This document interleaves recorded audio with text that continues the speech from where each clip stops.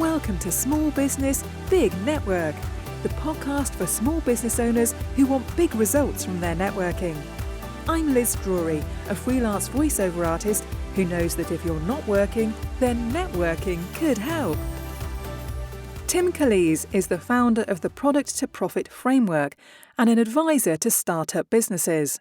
He says that networking is a great way to connect with people who have complementary skills to you that will help you grow your business. Thank you very much for being my guest on the podcast today, Tim. Oh, thank you for having me, Liz. I'm really looking forward to the conversation. Now, I'm sure people can hear already that you're probably not in the UK. Whereabouts in the world are you, Tim? I am in Massachusetts in the Northeast US, so yes, quite on the other side of the pond, as they say. And that's the lovely thing about the internet is we can connect so easily. Exactly right. And actually, my mother's side of the family is all in the UK, so I have spent quite a bit of time. All of my cousins and extended family on that side are all in the UK, so cool. Have near and dear to my heart. Oh, that's lovely. Now, Tim, you're an advisor to startups and the founder of something called Product to Profit framework, which we'll talk about in a minute. But what's your background? What did you study at university and what did you want to be at that stage of your life?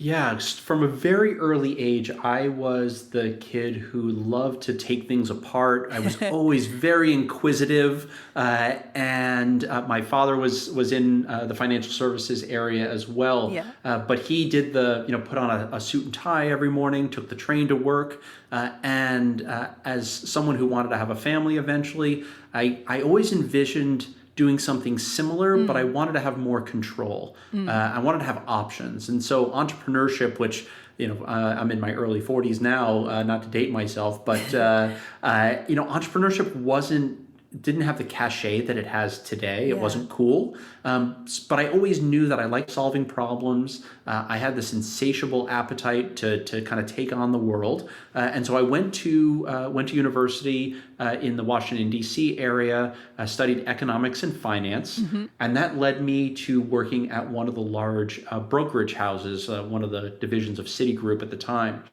And after about 6 months, I came to not a literal fork in the road, but just a mental one, which was I finished work one week and I just asked myself the question, do I see myself doing this for another 5 or 10 years? And I think at that time I had already kind of, by asking the question, probably already knew the answer.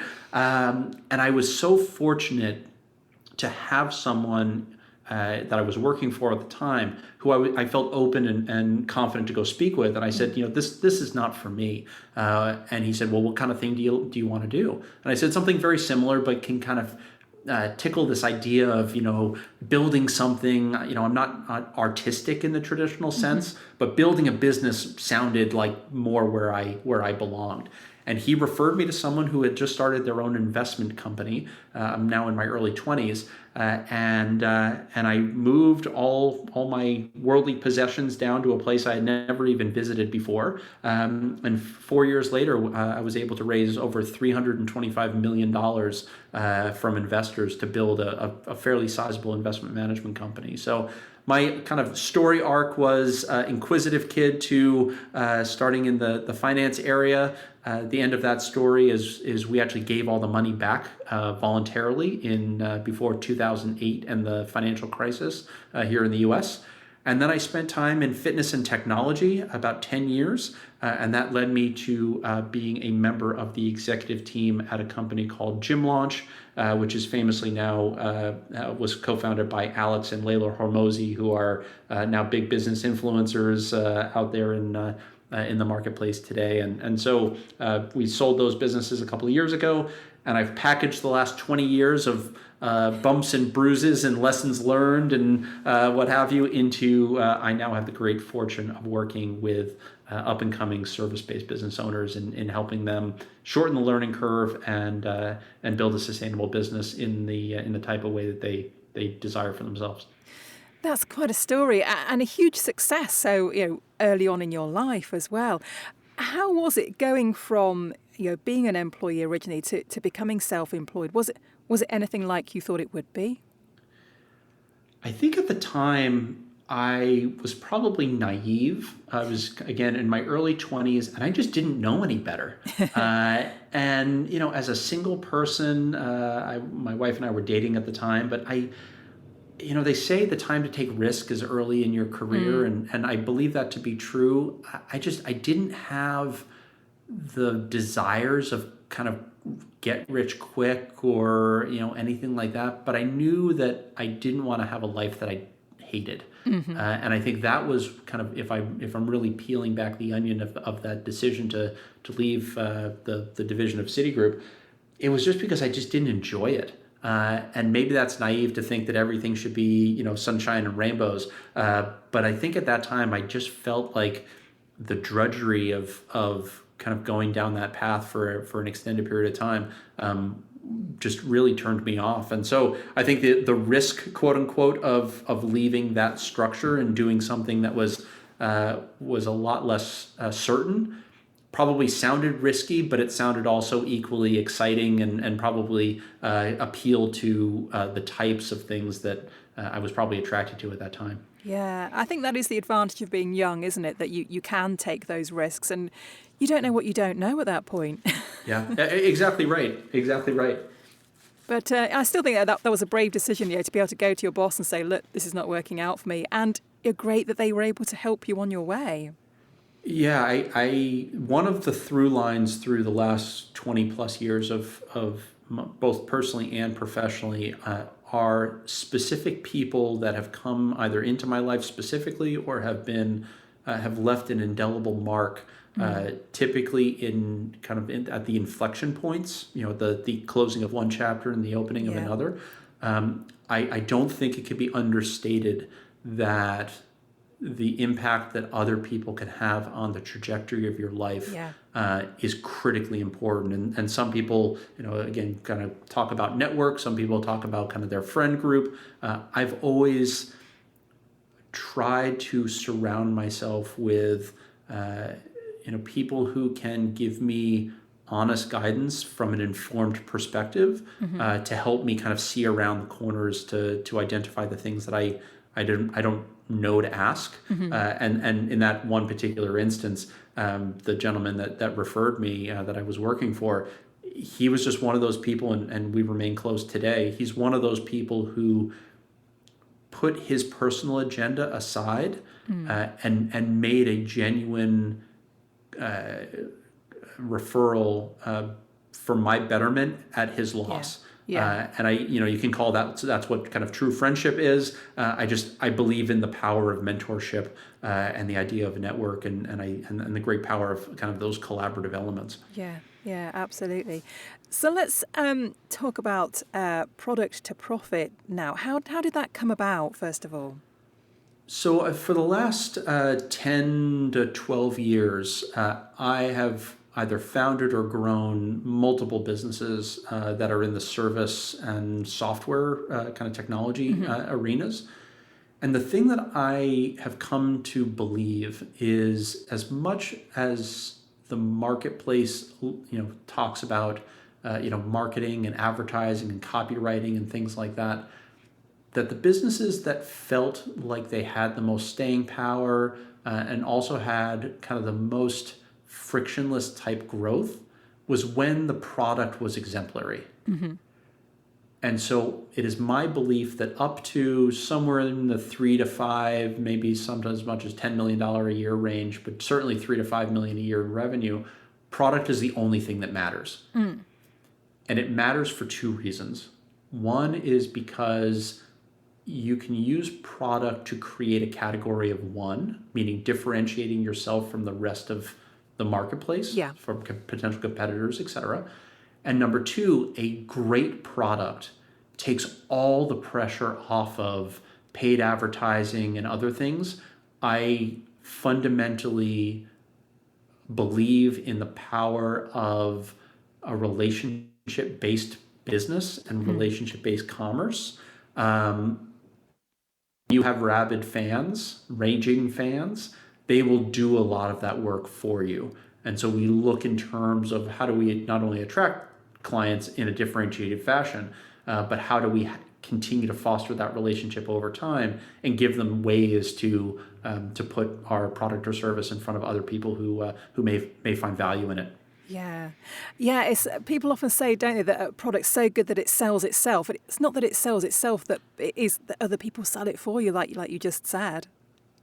Yep, exactly right. And the product to profit concept is I come into many businesses that are in the 500,000 to say $2 or $3 million a year revenue range. And I'm also a huge Formula One fan, so I'll just bear with me for the car analogy coming. We quite often speak in terms of horsepower. How many cylinders are you firing on? Things like that. Yeah. And the reality is, it's not about the engine; it's about how much power gets to the wheels. Yeah. So I believe that my role is to take an existing business that may be firing on all cylinders, but isn't really moving down the road at a comparable pace.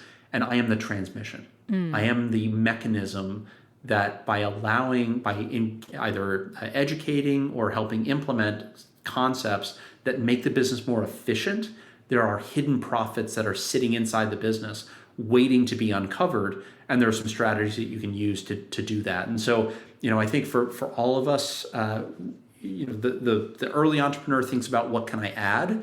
I think the seasoned entrepreneur thinks in terms of what can I take away. And so I try to take away a lot of that uncertainty and that inefficiency to get to the result in hopefully a much more scalable, consistent fashion. Yeah. So who is the framework for? What kinds of businesses do you like to work with? Yeah, I focus primarily on any kind of service business that either has or wants to have a recurring revenue component. So that could be a membership, a subscription, a recurring like software license, anything like that. Simply because, and I think this is more about kind of philosophy than anything else, it is my belief that the best work is done when you create a recurring relationship Yes. with a customer. Yeah. Not to take anything away from businesses that sell one thing to one person one time. It's just not how I believe I want to construct the life that I want to live. And I think if you think in terms of I make a sale to get the customer, not get a customer to make a sale, that means it's the start of the journey, not the destination. Yes. And so you think in terms of, okay, now that I've earned the right to have kind of mind share with my customer, what is the problem that I'm going to solve for them? And that can be today. And once you solve the next problem, then you can solve the next problem, the next problem, et cetera, et cetera. I like the idea, the philosophical and mental exercise of maximizing value creation, because the hardest part is to earn the trust. Yes. And once you earn that trust, it is both incredibly important for you to be a good steward of that trust, but also it makes a lot of business sense when done right. Yes, it's much easier to keep customers you've already got than to go out and create new ones, isn't it? Yeah, and as I mentioned, I was in the fitness business for a decade, and early in that experience, if you had asked me what business I was in the fitness business. And that's defined as, it looks very much, especially here in the US, something like you would walk into the gym and you would say, these are the classes that I have, or this is the equipment that I have, things like that. And it misses the point, because in the fitness business, we are actually not in the fitness business, we're in the transformation business. People come to a fitness facility not for the equipment, they come for the transformation. Yes. So if you ask the question, well, what needs to be true for me to deliver a high value transformation experience? It actually has nothing to do with equipment and classes. It has to do with, okay, I need to give some kind of tactical, like emotional support or accountability support. Oh, that's interesting. That's not part of our current model. Yeah. People are going to have questions around what should they be eating? How do they fuel their bodies? Things like that. So there has to be a nutrition component to it. And if you go down and doing this thought exercise, you realize that if you only think in terms of equipment and classes, you have constructed a half-built bridge. And what that means tactically is we went from charging about $69 a month as a gym to charging $250 to $500 a month as a transformation studio. The hidden profits that I didn't realize that we were missing in our business were the fact that our members were still hiring nutritionists. They were going outside of us and hiring accountability coaches. They were doing all of these things because they knew they needed them. I just didn't offer them. And that was hidden profit that was sitting inside of our business, which was very much perspective driven. So you became the one-stop shop effectively, didn't you? Well, and I think the other side of that coin, and you're exactly right. Yes, we built the full bridge, we constructed the full puzzle, whichever analogy you want to use. But I think where the rub for me is it feels like it expands the complexity of the business to do that. And the part I was missing was what we wanted to offer has nothing to do with what the client actually needs. I'm going to say that again. What we desired to offer has nothing to do with the actual things that the client desires and needs. They have needs that will be satisfied whether you do it or not. So the question is, how can we participate in as much of that journey, hopefully the entire journey, as possible? And that's where you can get into joint ventures and partnerships. You can get into other, so there are mechanisms inside of this framework of product to profit where we start to uncover those opportunities and then fill in those gaps so that we can be in that conversation. So you obviously had great results with your own business, kind of coming at this from this kind of new angle. What kind of results are you seeing with your clients that you're working with now and their businesses?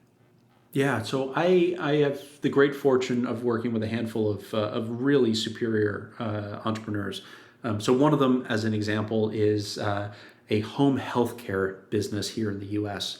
And so they go in and for periods of time will go in and help in a home with folks with various needs. On a non-medical perspective. So they're not doing any kind of medical intervention or anything like that, but helping cook and clean and take care of folks. And when we started working together, they had one offering, and it was, if you want to work with us, here's the price and here's what it looks like. And so in a very short order, what we actually did was we understood that there were three distinct types of people, like buyer personas, that were actually coming to them because of their position in the industry, and they were starting to become well known, et cetera. And so what happened was, by only having one product, they kind of shoehorned everybody, whether they were a fit or not, into one option. So instead, we now have three tiers. There's a low, a middle, and a high tier. Each of them have different components which attract or are attractive to each of those different avatars. So to use round numbers, what that meant was their average revenue per customer went from about $1,000 to $2,000 a month up to about $5,000 a month. And you would say, oh, all we did was raise our prices. No, what we did was we introduced a $10,000 option and we had a $500 option. And by doing that, we now had kind of the ability to better fit the types of people that we had. And that's also, the better the fit, the longer they typically will stay. So we've actually cut churn by 50% on the back end too. And so the business has grown from about $1 million a year to, I think we'll probably do about $3 to $3.5 million this year in the next 12 months. Fantastic. So let's turn to networking now. How do you like to network, and how do you like to use networking in your business? Although not just because I'm on this on the show with you today, Liz, I cannot overstate the importance of networking in my professional and personal story arc. I have a mentor who is in the real estate industry primarily, but has done many things. And he said once that transformations don't happen in isolation. And for me, that was so poignant because I think, especially as a student, you were almost kind of indoctrinated with this idea of you have to be the smartest person in the room. And this idea of transformation not happening in isolation, for me, my interpretation of that is it's not what you need to know, it's who you need to know. Yeah. Yeah.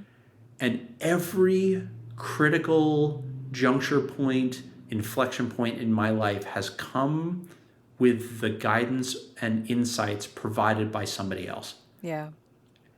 They say you can't read the label from inside the bottle. Yes. And so, when I think about networking has a bunch of different components to it. One of them is kind of a mentorship component.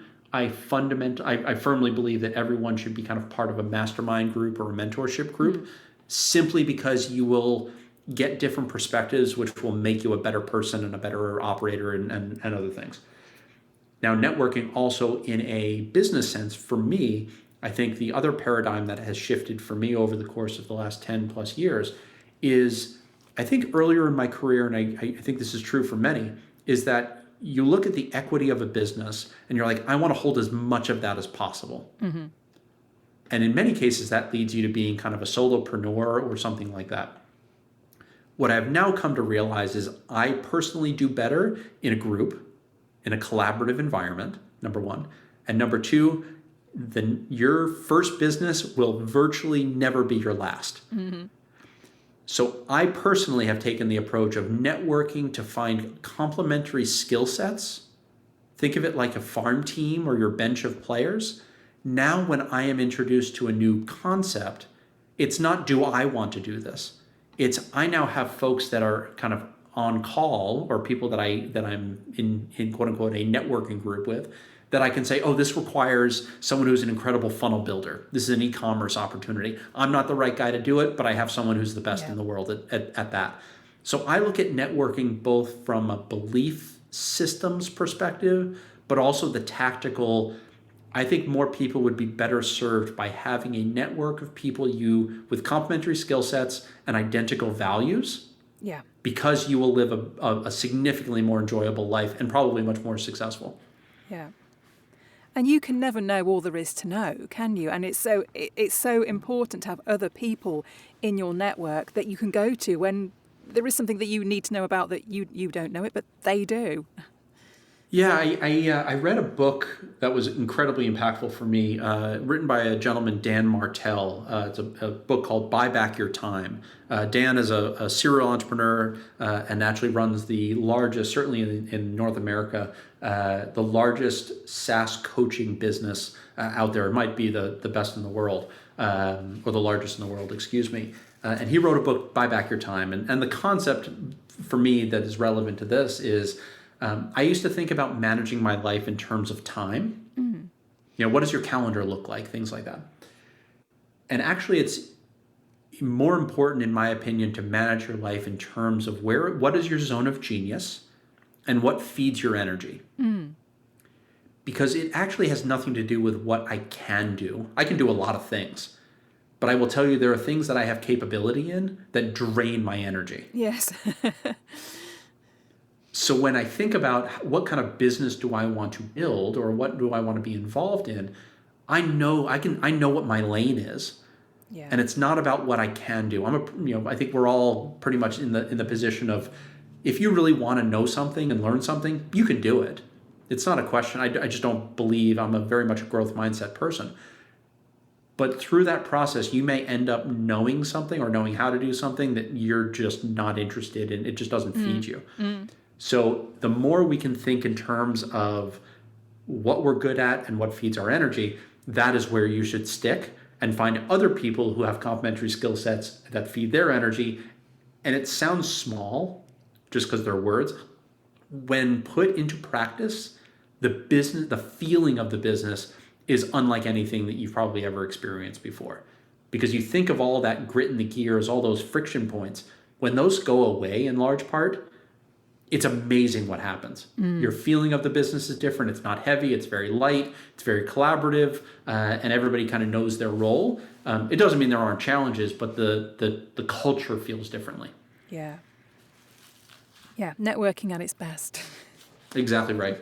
Exactly right. Now, I think, Tim, that you have a free option for people to find out more about what you're doing? Is it a Facebook group or something along those lines? I do. I have a VIP group. You can go to timcalise.com, and hopefully that can be in the show notes. TIMCALISE.com. I package learnings from my coaching sessions, consulting sessions with my clients, as well as other groups that I'm a part of, and I put those out 3 to 5 times a week for folks to be able to hopefully get value from, and very shortly going to be rolling out a collaborative group which is specifically targeted to service-based business owners, regardless of how long you've been in business, under about $2 million a year in revenue, so we can help build more successful, sustainable businesses across the board. Sounds like a great opportunity. So is that the best place for people to find you, Tim, or is there another way that you would like them to get in touch if they want to know more? Instagram, Facebook, and LinkedIn. I'm on all three to monitor my own LinkedIn, my own Instagram and LinkedIn DMs. So if there's anything that resonated with you or any question that you have, please reach out on either of those platforms, and happy to lend a hand. Lovely. Well, thank you very much for being my guest, Tim. I've really enjoyed our conversation. Thank you so much again. Thanks for listening to Small Business, Big Network. If you found this podcast useful, please do rate, review and subscribe. And don't forget to share it with the rest of your network too.